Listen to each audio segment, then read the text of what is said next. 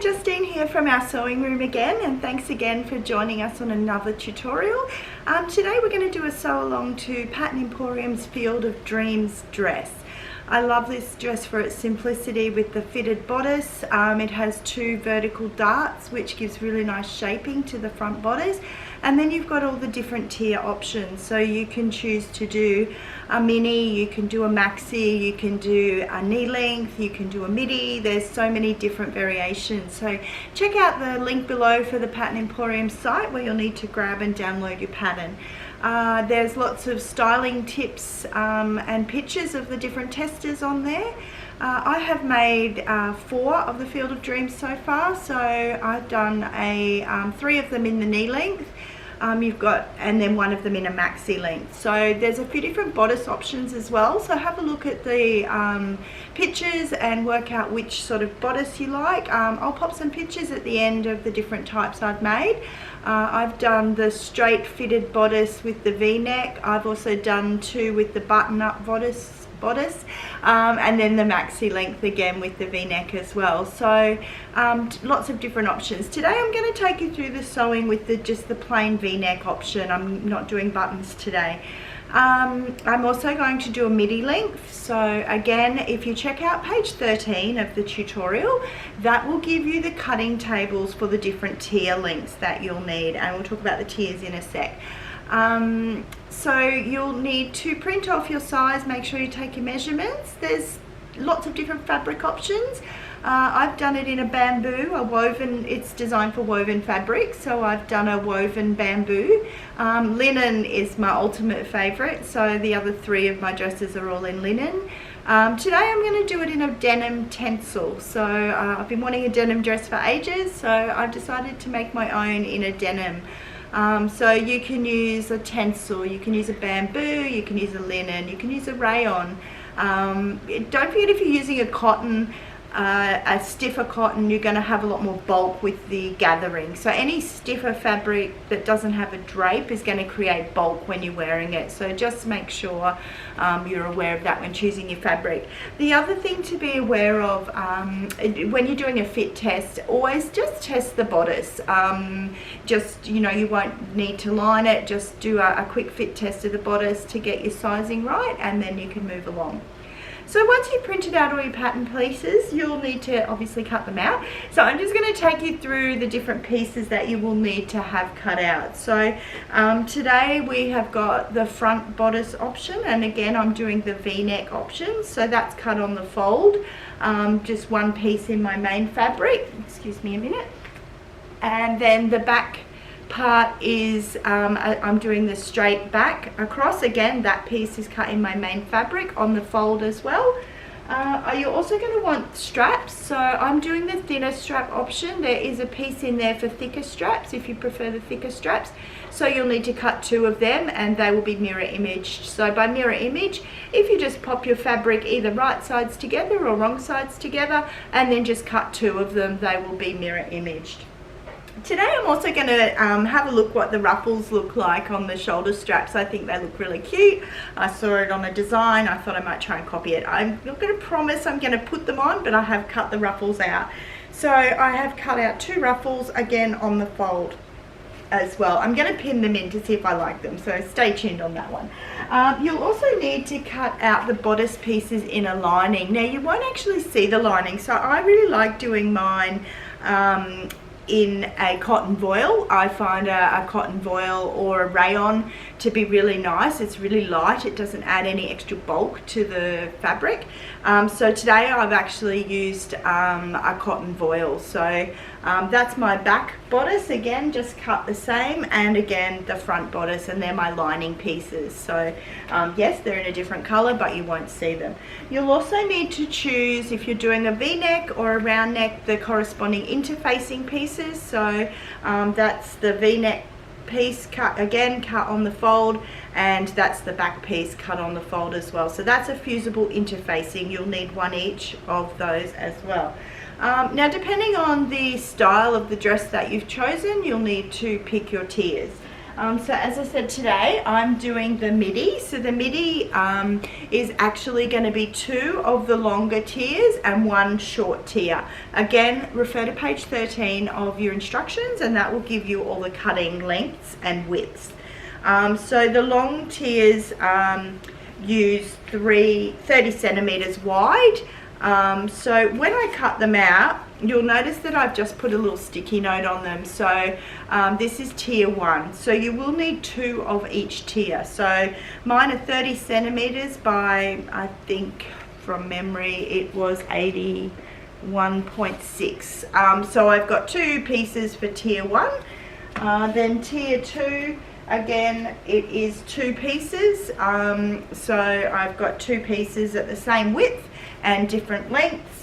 And then with tier 3, the width wouldn't fit on the fabric, so I just got the total measurement, divided it by 3. So I've actually cut out 3 of tier 3s to get the total width that I need. So you might have to do a bit of maths there depending on the width of your fabric, but have a look at the tutorial. If you get stuck, I'm always here to help, so flick me a message and I will try and work out, although maths is not my strong point. Okay, so let's get sewing. The first steps in sewing this is to stay stitch. So stay stitching is where we stitch within the seam allowance using a straight stitch, and this anchors the fabric and stops it from stretching out as we are sewing it. So I'll just get a close-up for you of the stay stitching steps, and if we will then go ahead and do those on our pieces. So this is our back piece, so you can see here that I have stay stitched just 6 mil in from the raw edges, and you just want to stay stitch around the armhole, and then you want to stay stitch across the whole back and then across the armhole as well there. So you want to do that on the back piece for both the lining pieces and the main fabric. So this is now my front bodice. Again, stay stitching. What we're going to be doing is around these armhole curves. I want to stay stitch that neckline and then around that armhole curve. So you can see here that I'm 6 mil in from the edge. I use my foot as a guide.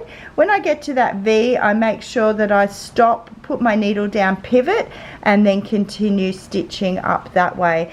So if you go ahead and stay stitch both of your bodice sections and your lining sections, and then we'll move on. Is make the interfacing my hero. So I actually put the interfacing down on my ironing board first, and then I get the fabric and pop the fabric down on the interfacing. And so when you're putting the interfacing down, you want the shiny side to show up. So that's the side with the glue on it, and you want to make sure that that side is adhering to the fabric.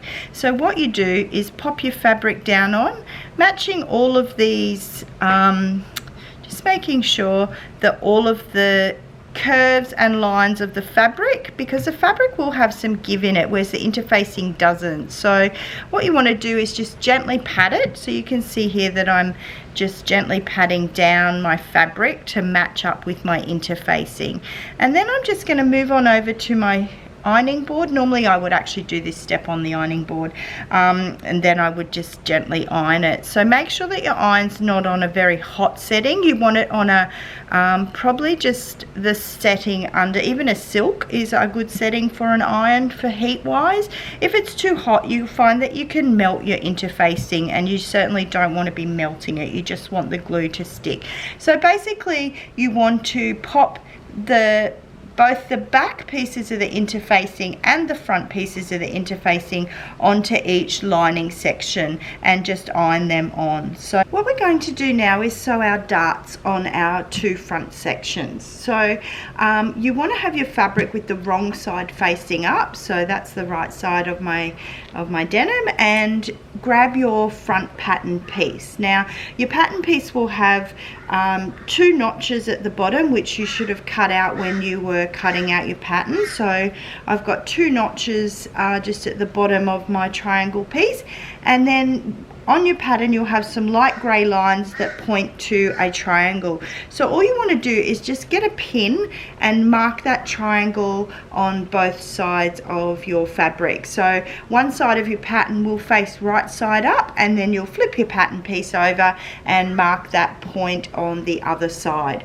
So now what we've got is a reference point. So we've got our two cutouts here, and then our pin up here of where that dart ends. So what I like to do now is just grab a ruler and put one end of the ruler up where the pin is and the other end of the ruler where that notch is. And then I'm just going to draw a straight line from that pin to that cutout. And then I'm just going to repeat that on the other side where the second notch is, being sure to line up that pin.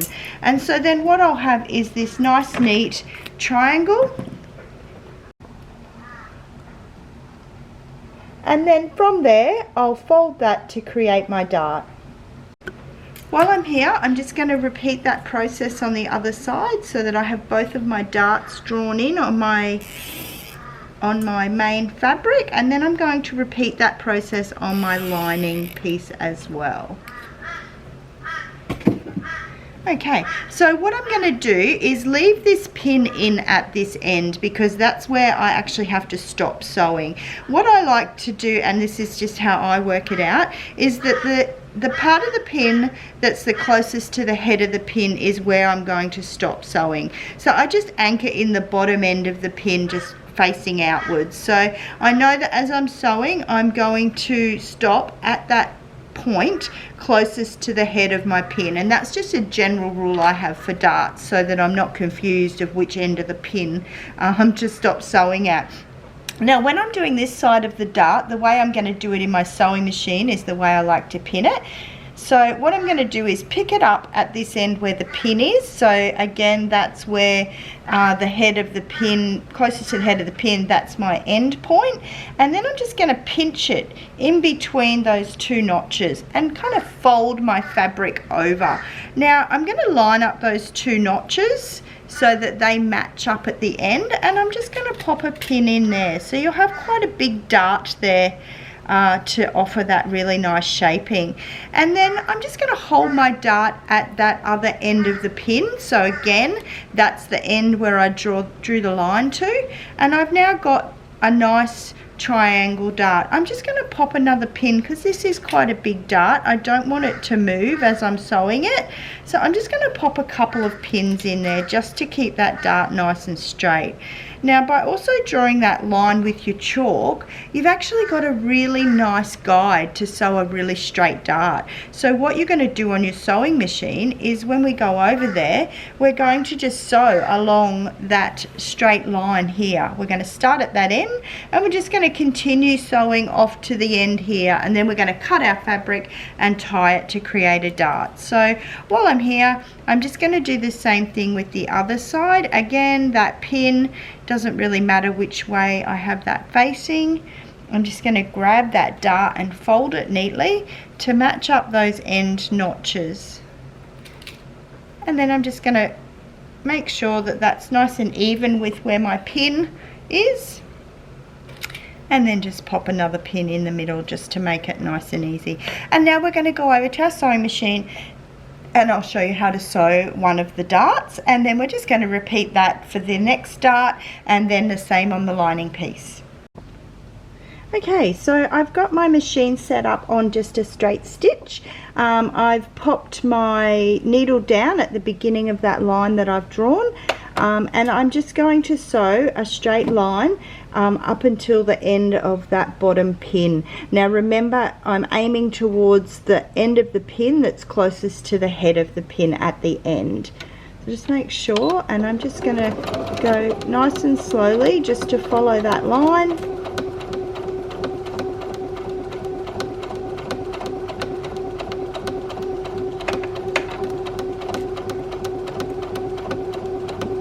Best thing about drawing the line is you get that really nice even dart. So I'm just going to leave that pin in as I go over it.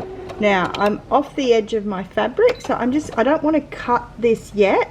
I'm just going to lift up my needle and pull my fabric out and then cut that away like that. That will then give me the ability to use these tails and tie a knot at the end of my dart here. You don't want to go backwards and forwards on your machine there, because it will create a like a bump in the fabric. So you just want to tie that off so that that's sitting nice and close to the end. So sometimes you can do a double tie there, and just pop your finger down as you're pulling it, as to offer a nice knot, and then you can cut that excess cotton off. Now just go ahead and repeat that for the rest of the darts. We will eventually iron these darts down, however I'm going to just skip ahead to the next step before I iron them down. So for our next step, we're going to grab our bodice piece and we're going to put it, the front section, with the right side facing up. I then want to get the corresponding back piece of the same fabric and just lie that with the right sides together. So that's the back bodice piece, and that's lying on top of the front bodice piece, and I just want to match that together at the side seams. So I'm just going to pop some pins in there. We're just going to sew this together along the side seams, and we're going to do this for both the main fabric and the lining fabric as well. So we want to sew that seam allowance using a 1 centimeter seam allowance on those side pieces, and then we're going to overlock that to neaten it on our main fabric. You can choose to overlock the bodice fabric, the lining fabric as well. However, it's hidden inside the bodice, so there's really no need to overlock that. It will create extra bulk. So we're just going to pin all of those sections together and just go ahead and sew both of those side edges together on that front bodice bit, on both the main fabric and our lining fabric.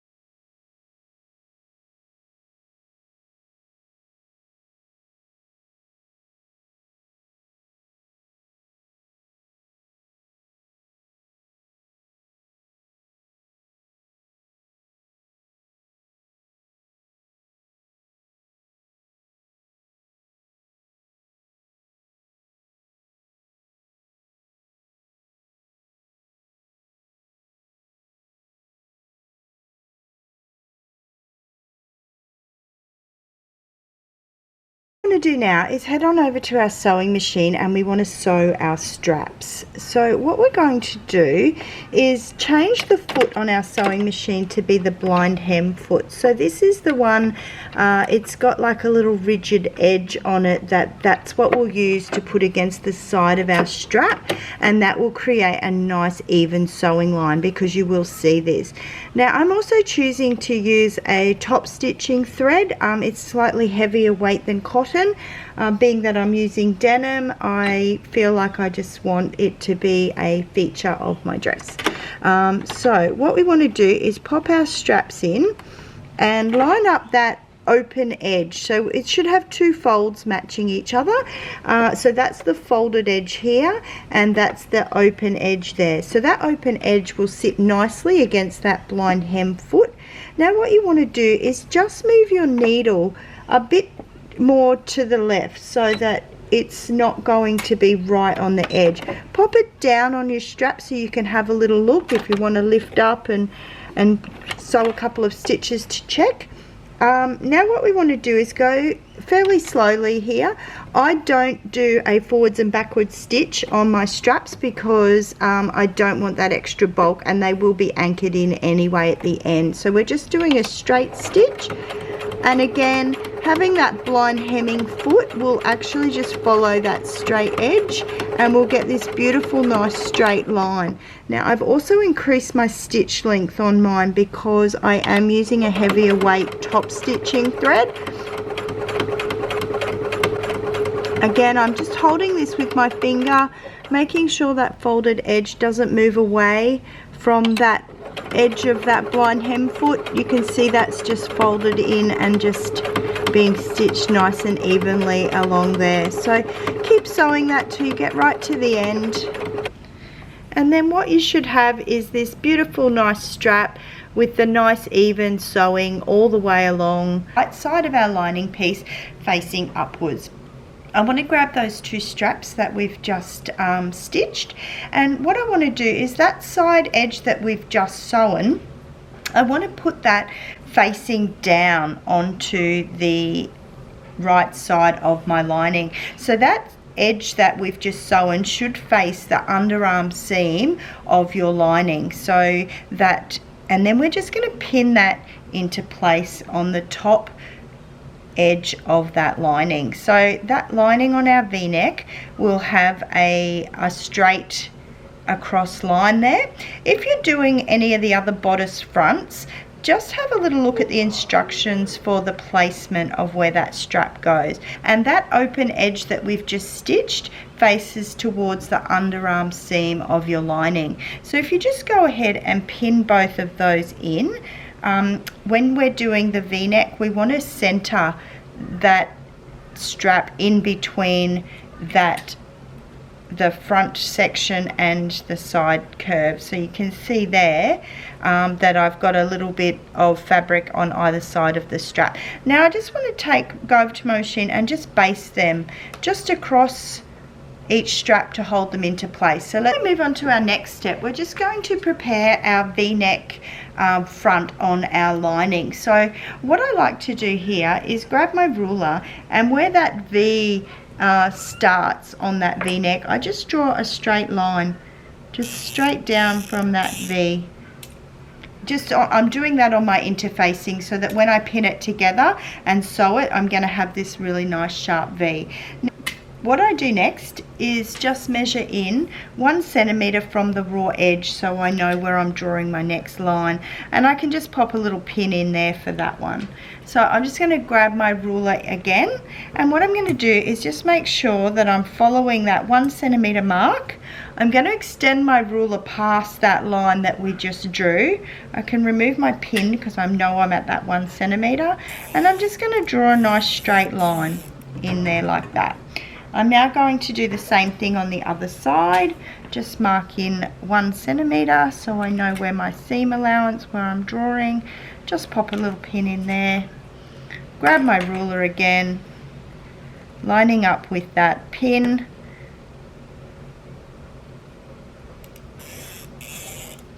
And just drawing a nice straight line. So now what I've got drawn in on my interface interfacing is what's like a star shape. So you can see there now, I know exactly where my pivot point for my V-neck will be, where those lines intersect each other. So as I pin it in later stages, I'm going to be able to get this nice sharp V on the front. So if you are doing the V-neck, I would highly recommend adding these lines in on the interfacing of your lining section now.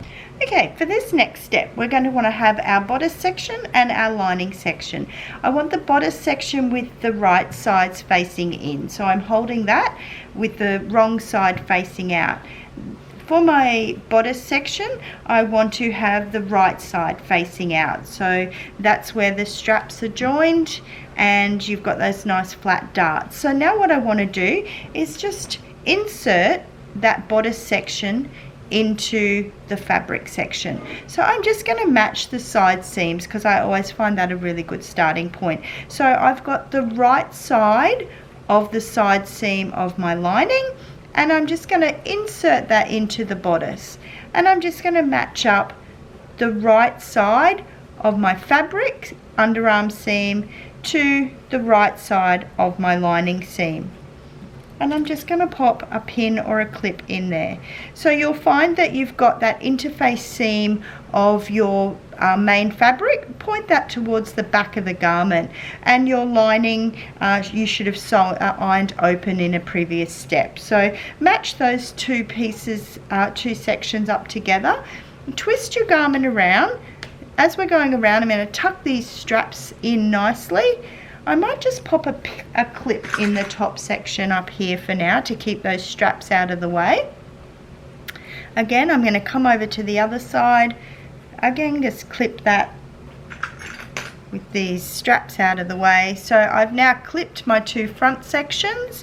I've got my interfacing that I can see on the wrong side of the lining, and I'm just going to grab that underarm section of the other side and again pin that. So I want to make sure that that overlocked edge of my main piece is facing towards the back of the garment, and then I've got my beautiful open seams of my lining, and I'm just going to pop a pin in there.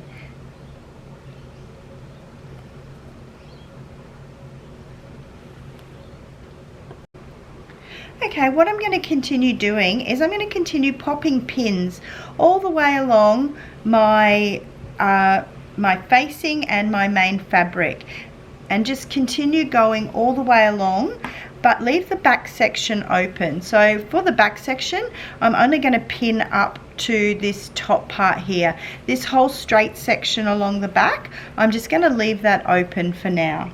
So I'm just going to pop a pin in at that top bit there to keep it nice and straight, and I'm just going to do the same thing at the other side. And so what I will do is the two curves of the armhole, I'm going to pin all around those. I'm going to pin that V-neck out. I've now pinned all of those sections. Just be careful with this strap that as you have pinned it, it's still flowing fairly freely underneath here. You have basted it in, but just make sure that it's not caught up in any of this sewing that we're going to do. We're now going to go over to our sewing machine, and I prefer to do the lining side facing upwards because I'm doing the V-neck, and that's where we had all of those markings earlier. What I'm doing now is the V section, so I've just started up at the other end, and I'm just going to go all the way down following that nice chalk line that I drew earlier to keep my 1 centimeter seam allowance. Now I'm just coming up to that beginning of the line where I drew. Now I've got that intersecting point. Now I'm just going to slow that right down so I don't miss it to create that nice sharp V. I've left my pin in there, which I marked where that V was. You can see how nice and slow. Right, I've stopped my needle right on where that pin is and where that V intersects. Now what I want to do is lift up my presser foot. Don't lift up the needle. Leave the needle anchored in, and I'm just going to turn my bodice so that I'm now facing the other direction, and I'm just going to lower my presser foot, and I'm just going to continue up in that straight line. Now I can go a little bit faster now that I've done the tricky bit. That will give me a nice sharp V. As I come up to my strap section, and I did do this on the other side, you just want to continue all the way along to the edge of the bodice. So we're going to go over those basting stitches right to the edge of the bodice and just do a back stitch there to anchor that in. I'm now going to go across where my straps are. So again, using 1 centimeter seam allowance and starting from the edge of the fabric, I'm just going to back stitch that to start. And I'm just going to stitch straight across to the other side of that front strap and back stitch again to anchor that in.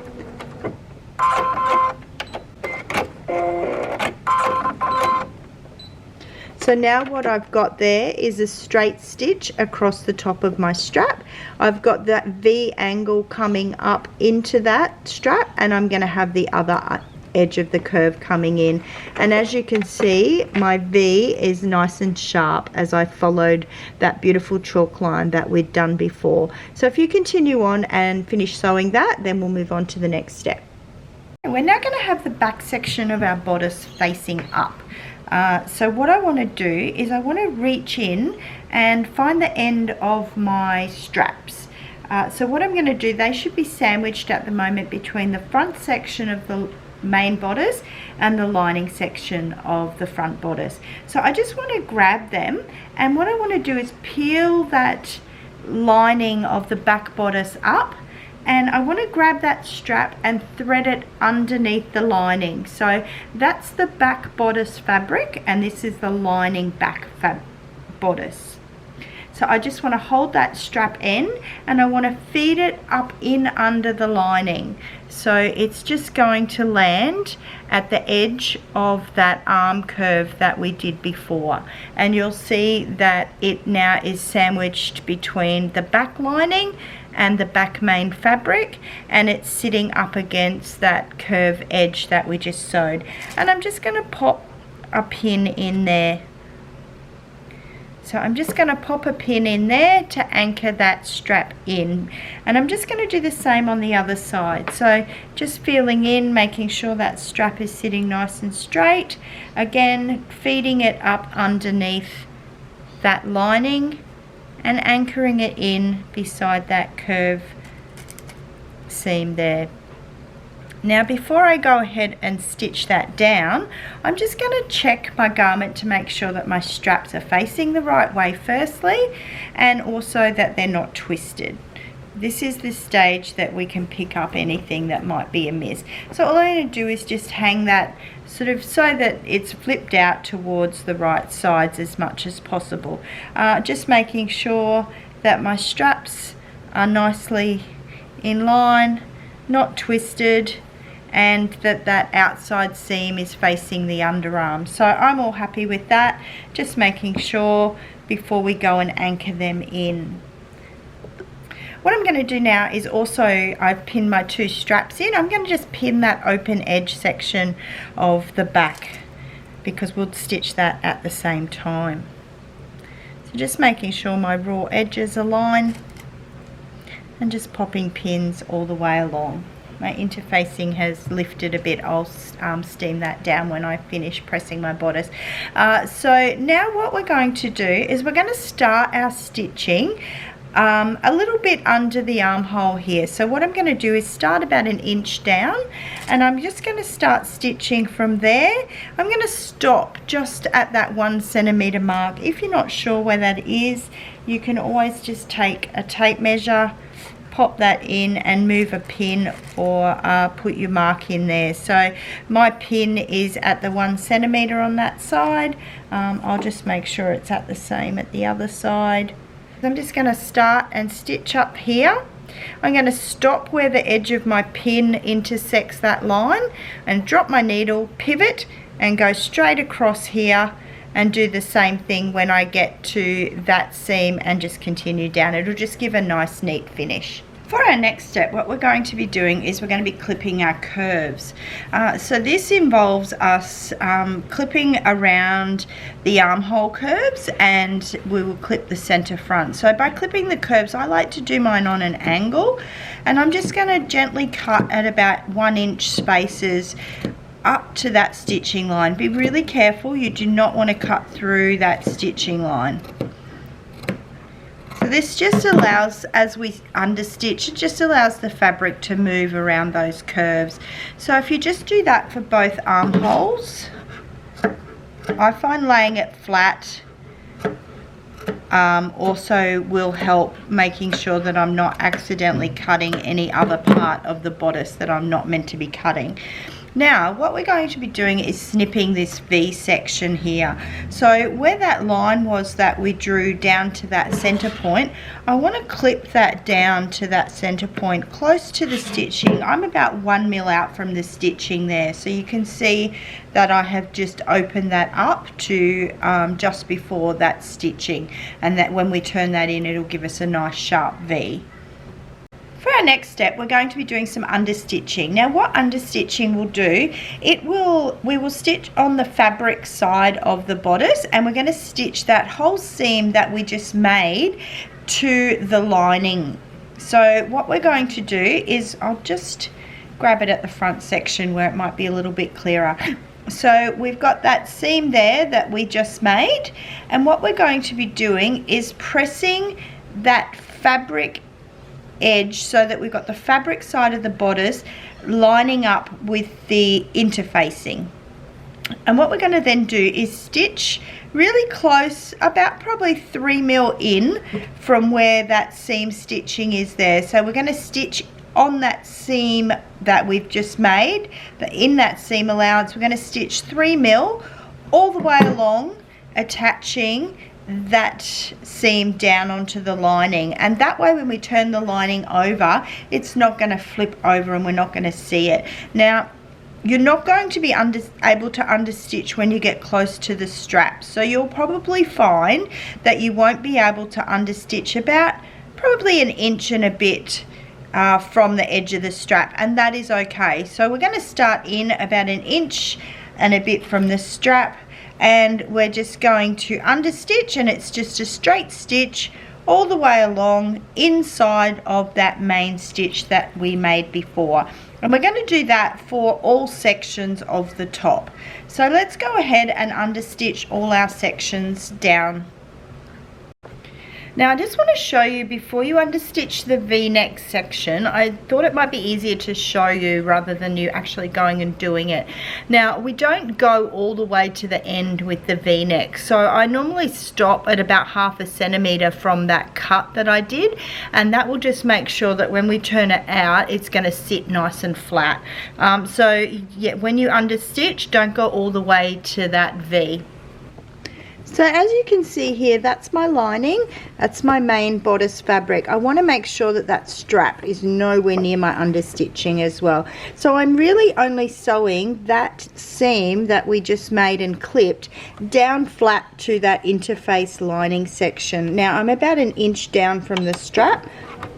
Now I'm just going to sew that about 3 mil from that seam line that I can see that I've just made to join the bodices together. Now you just need to keep arranging your garment, because you want to make sure that you're not gonna end up sewing anything that you're not meant to be sewing. So it's okay to stop. Now you can see here my strap is under here. I'm just going to move that out of the way, and I'm probably going to just stretch that out. And I'm only going to be able to, I'm not going to be able to get all the way up to that strap section. And I'm just going to finish. So that's the strap section. So I'm about 1.5 inches away from that. So continue all the way around to do that. What you can do is just open up our bodice, and we should have all of our straps. And you'll see there our understitching. You can see there that the understitching is visible on the right side. If you've got any puckers or if anything's not sitting right, now's the time to fix it before we sew the bottom of the bodice. So just push that all out to the right side and we will iron that all down nice and flat. Once you've finished understitching, you can actually turn your garment to the right side and press it all down nice and neat.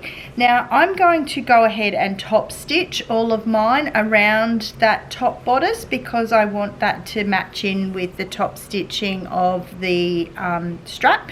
So if you don't need to do that, it's just a step that I'm going to do because of the denim, and I just think that that will look nice to have it top stitched. So what I would suggest that you go and do now is go and press this on your iron. So take it over to your ironing board, press it all down, make sure that none of that lining is visible. Where the straps have come out, they should be nice and even. So you should have them sitting nicely coming out of the garment. So go and press that and then we'll move on to the next step. Before we move on, what I'm going to suggest that we do is grab our bottom section here and pin our lining to our main section, matching up all of those seams. And then we're going to baste around that bottom section, just keeping it anchored together. So again, once we should have pressed this and all of our side seams face towards the back of the main fabric bodice, so just match them up to the side seams. So if you pin all around the base of the bodice and then just sew a basting stitch all the way around, and that will hold that together while we attach the ruffles. Okay, now we want to go and grab our tier 1. So we would have marked them before, as I said, when we cut them out. So I'm looking for tier 1. So I should have 2 pieces of tier 1 for whatever style of dress that we've chosen. And I want to put them with the right sides of the fabric together. And I want to join them at the short edges. So I'm going to have right sides together and I'm going to join it and I'm going to create a nice loop with my 2 pieces of my tier 1. So I'm going to do a 1 centimeter seam allowance on each end, and I'm going to finish both of those ends with my overlocker just to neaten those edges, and then I'm going to start on the gathering stitches. So for gathering, there's a few different methods that you can use. In the tutorial, Kate will talk about gathering with elastic. So you can, if you are confident enough, follow along with the tutorial, or you can do the traditional gathering method. So that is where we sew 2 rows of stitches and we gather them by hand to match in with our garment. And that's what I'm going to be using today. I also have a gathering foot for my overlocker. If you do have one of these can save an abundance of time. I might sew the last tier using the gathering foot on my overlocker, so I can show you how to use that as well. But I will show you the traditional gathering method for the first 2 tiers, and we'll go ahead and do them after we have stitched together these short edges.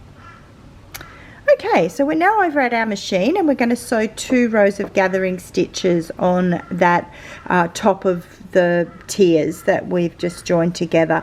It doesn't matter whether you sew this on the right side or the wrong side of the fabric, but most importantly we want to use a long straight stitch. So it's basically the longest straight stitch that your machine can do. If you don't have a digital machine with preset basting stitches, you just want to increase the stitch length to its maximum, which is usually 5 to 7, depending on the type of machine that you've got and the age of it.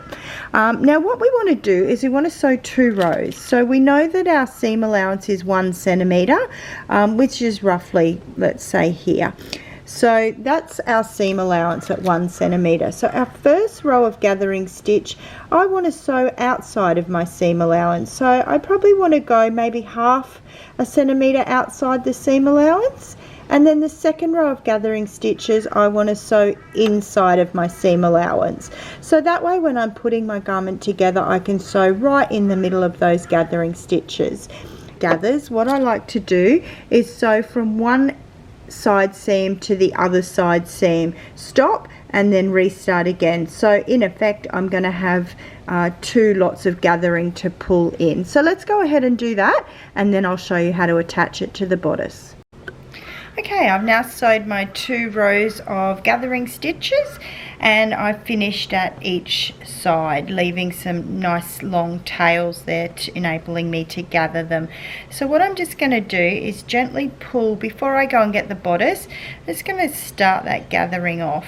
Now if you have a bit of trouble starting one, just unflick a few stitches to loosen that thread, and you just want to grab both rows and pull it together to create a nice gathering stitch. Now the thicker your fabric, the harder it's going to be to gather, so you just want to kind of keep your gathers all nice and even.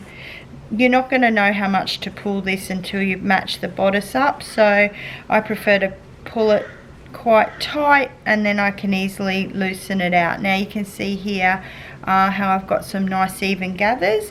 Now I'm just going to go from the other edge, find those 2 tails I left out, trying not to catch them, and again just do the same thing on that side, and then I'll be ready to attach that to the bodice. So again, just pulling that nice and evenly. And the benefit of doing your nice gathering stitches wide, it just helps keep that gathering nice and even when we attach it to the bodice, so that you don't get any flat parts of the dress. So I'm just going to even that out with my hands. Gathering this way is a very visual, so you just have to eyeball your gathering stitches. I'm just going to do the same thing for that other side, and then we've got that top tier 1 gathered all the way around as such. Now I've still got my fabric with the wrong side facing out, so what I'm going to do is grab my bodice section, and it is right side facing out, and I'm just going to slip that inside the tier like so.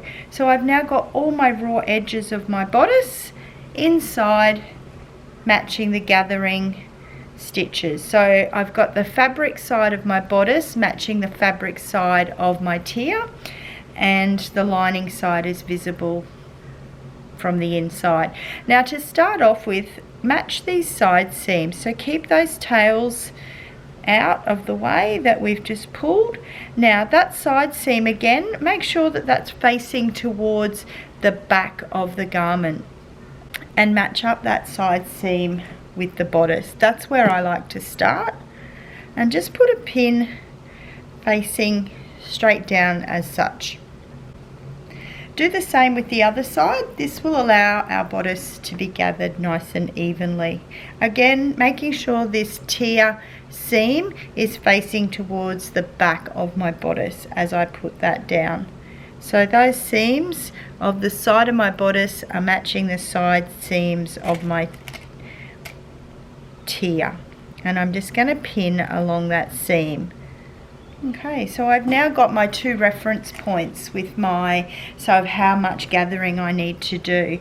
So what I can do here is just visually have a look and stretch out that gathering to match the bodice.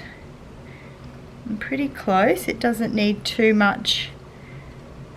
And you just push that gathering so it's sitting nice and evenly with your fingers, just making sure that the gathers are nice and even, and spreading them out. As you can see, I'm just using all my fingers to manipulate. Hold that bodice, the back bodice up. Find the center and the center, and just pop a pin in there. So again, I'm just going to pop a pin straight down that gathering like that. And again, now I'm just going to match up. You can see here how that's just sitting nice and flat on the bodice, and I'm just going to pin that all the way along, and pinning about every 1.5 inches along that gathered section. continue to do that all the way along the bodice. Now that that's pinned all the way along, what we're going to do is go over to our sewing machine, and using a 1 centimetre seam allowance, we're going to join those together all the way around in a straight stitch. We're then going to go over to our overlocker and overlock that to neat it. So if you go ahead and do that, then we'll come back. Okay, so we have gone and stitched that down and overlocked it to neaten. Now this is the stage where I like to get rid of that second row of basting stitches or gathering stitches. So let's just go ahead and unpick them.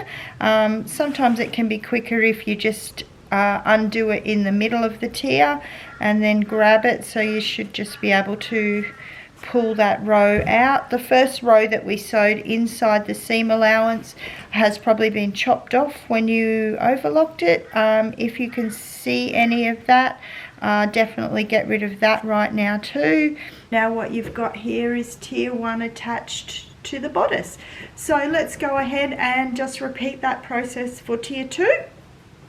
Tier 2 will be a bit longer.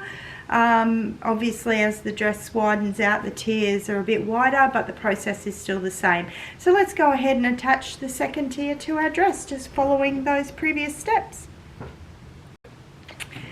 So now we have our 2 tiers attached to our dress, and I'm up to attaching my final tier. Now I'm pretty sure you're over all the gathering by now, so if you do happen to have a gathering foot for your overlocker, I'm going to show you on this last tier a quick little method of attaching, so it will gather and attach in one step. So if you don't have a gathering foot for your overlocker, repeat for tier 3 the same thing that you did for tier 1 and tier 2.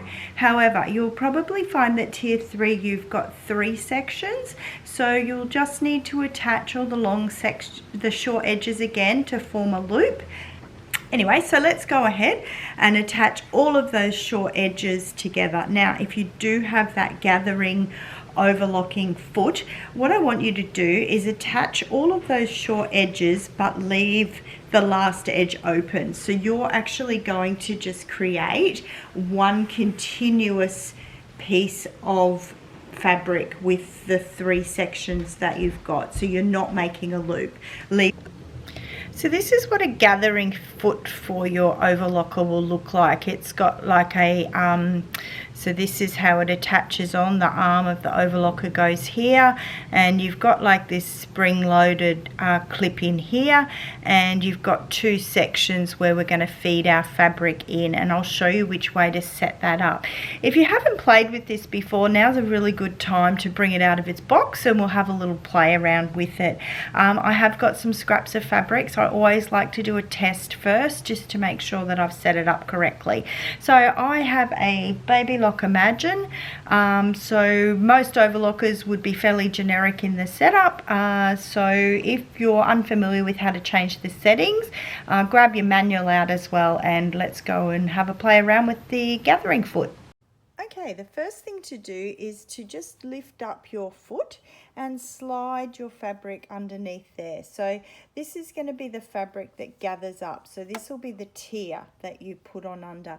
Now you want to make sure that you've got the right side facing upwards.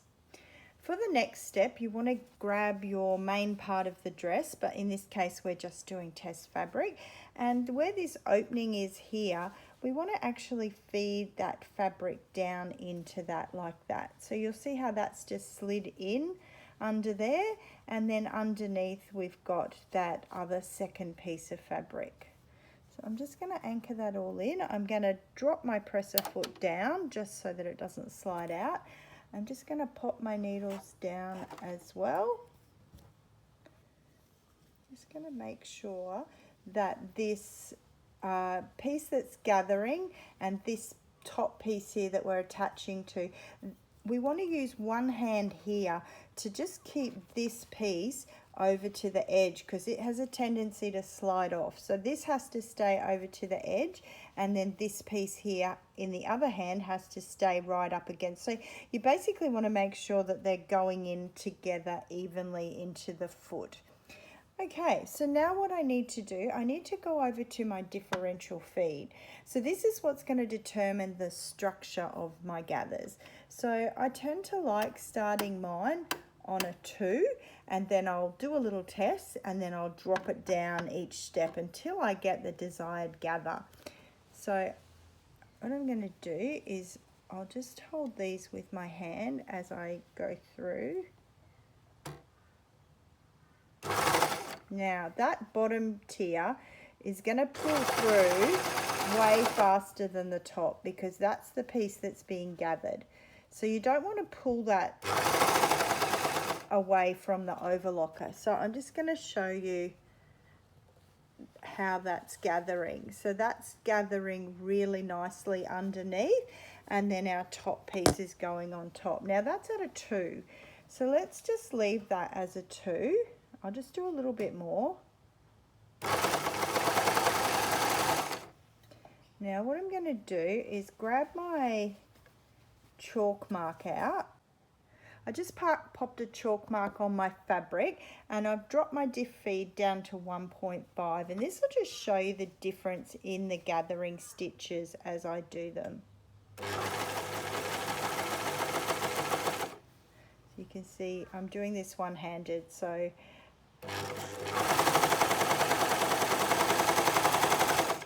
forgive me if I'm going a bit skew-if, but you can see I'm just about to run out of the gathering and I've still got this whole bit of the top. So that's why we need to join our tiers together before we start. Okay, so this is what it looks like. So what it's actually done, it's gathered up my frill and attached my piece at the same time. Gotta love that. So I had no gathering and no attaching, and it creates a really nice even gather. So I'm just going to turn it over because the beginning bit here is where I have my diff feed at 2. At the line was where I stopped, and I dropped it down to 1.5, just so you can see the difference in the gathers. So if I have a look at this, on this side of my clip is where the gathers are at a 1.5 differential feed. So you can see there, it's a nice even gather. When I come to the clip and on this side here, so here, this is where I've done a 2 differential feed gather. So you can see that it's a lot more gathered when I bump up that differential feed. So it's going to be a matter of what matches what you have done previously on your dress. So let's grab our dress out and compare them. So for me, when I look at the actual dress and the tightness of all my gathers, I feel that I want to put my differential feed on the 2. I like the tightness of the 2. I think that matches in more with my manual gathering that I've done rather than the 1.5. So that's a little test that you can do prior to starting, and you can have a play around with that. So what I'm going to do is finish off that last tier on my overlocker. So bearing in mind that the dress will go on the top. So it will need to go in wrong sides together. Now we've left our tier that we're sewing open, so we're going to start at one end and we're going to finish at the other end because we have left it open. Now our dress is obviously not open, so what you'll need to do here to start and finish it is just at the side seams of that last tier is just undo them about 5 centimeters just on one side, so you don't need to do both sides. Just open that seam up, and that will allow us to start the gathering from that, go all the way around the bottom of the frill and finish at the opening again. Okay, we've now attached our gathering all the way around, and now we just need to join up that edge of that last tier and where we unpicked previously. So just pin that edge together and go and sew it on your sewing machine, and then finish it on your overlocker, and then we'll be nearly finished our dress. Our last step involves hemming our dress. So you can use your own preferred method if you have a preferred way of hemming. Because mine's denim and there's lots of fraying on it, what I am going to do is I'm going to overlock around that whole bottom tier, and then I'm just going to press that hem up about 1.5 centimeters, and I'm going to use my beautiful top stitching thread that I've used up here to finish off the hem. And so if you go ahead and hem your dress, give it a good press, and voila, you have made yourself your very own beautiful Field of Dreams dress.